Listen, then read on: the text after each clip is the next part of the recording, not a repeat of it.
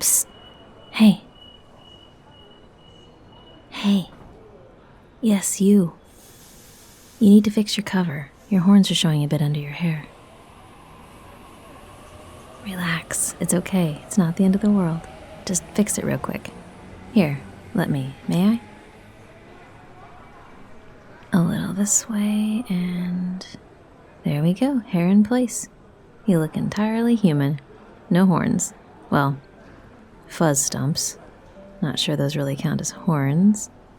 Either way, you're good. You're welcome. Happy to help. Hey, you okay? Take it easy. Nobody saw but me. And if they did, they probably wouldn't care. This is the city. They see all kinds of weird things. If they even think to look directly at something in the first place. Which happens less often than you think. It's really fine. They'd probably assume you're cosplaying something. Or going through a phase. Or they just think you're someone to avoid, which really only works in our favor. At least as long as we keep it small. Take a deep breath in and out. There's nothing to stress. There you go. Better? Good. I'd offer you a sip of my coffee, but well, it's my coffee, and I don't actually know you. Not yet anyway. You must be new here. I mean, come on. Outside the horn thing, you have that deer-in-the-headlights look of someone who used to live someplace less busy. Your suit is off the rack, your heart rate is elevated, and you have that slight adrenaline smell that just screams fight or flight. Which isn't a bad instinct to have on the train platform at rush hour, so you've got that going for you. I'm just teasing a bit. Not to worry, I was new here once too. All of us were at some point. My name is Olive. What's yours? Yep, nope, not that. You can't use your name from home here. Didn't anyone tell you that?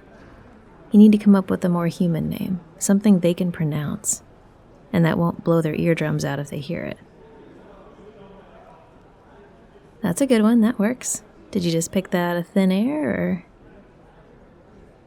Hey, no judgment. I picked my name from a kid's storybook.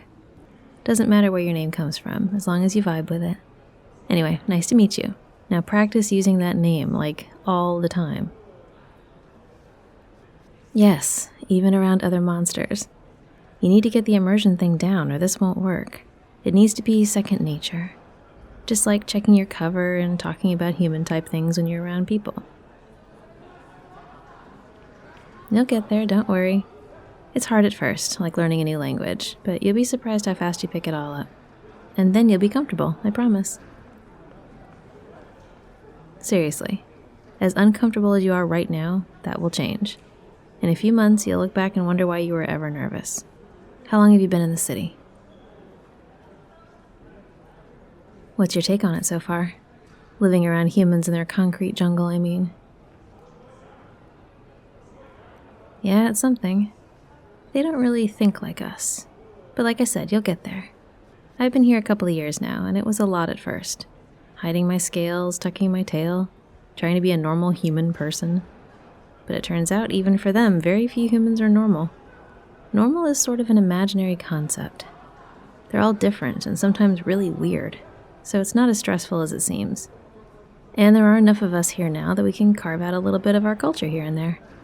Congregate amongst ourselves. There's even a neighborhood with so many of us in it now, they call it Little Monstrosity. Get it? City? Clever, huh? Nah, I used to live there, but now I live near here. I assume you do too, since you're taking this train. Either that or you're hopelessly lost.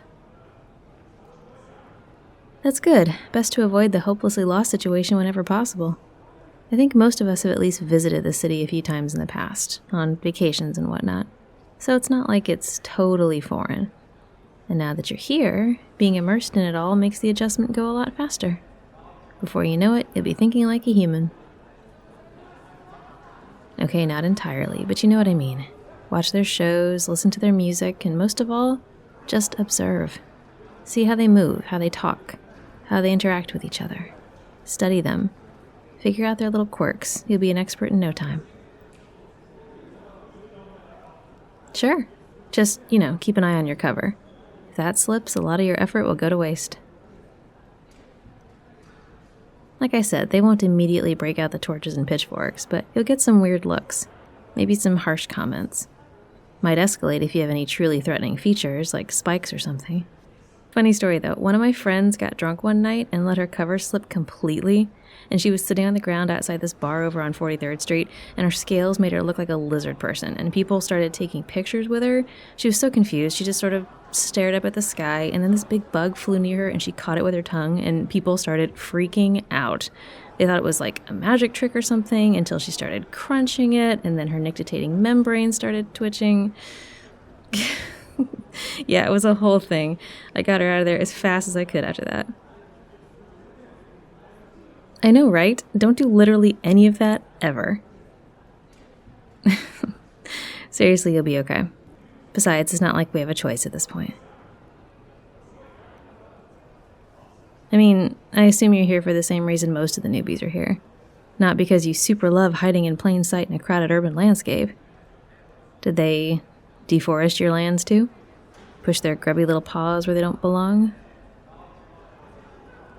Yeah, it's a real shame. I thought they might stop going so hard into the development stuff when people started speaking up more for the environment a few years ago, but nope. Money talks, I guess. Loudly. The land is valuable, and as far as they know, available and uninhabited. And it's not like we can run out and stand in front of the bulldozers to stop them. Oh, don't get me wrong, I really wish we could. And maybe a couple thousand years ago, when there were more of us than them, we could have managed it. But now, the minute they knew for sure we existed and where we were, they'd wipe us out. They destroy what they don't understand.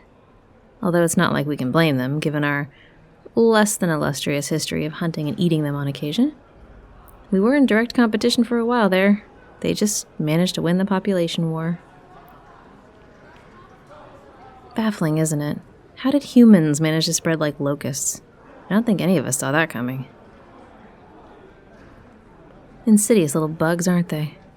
But they have their charms. I try to focus on the bright sides. I don't want to become some bitter old demon sitting in her apartment plotting the demise of every human I cross paths with. This isn't the life many of us wanted, at least not first, but it's not a bad life. You just have to adapt and overcome. The city's pretty cool. There's a lot to do here.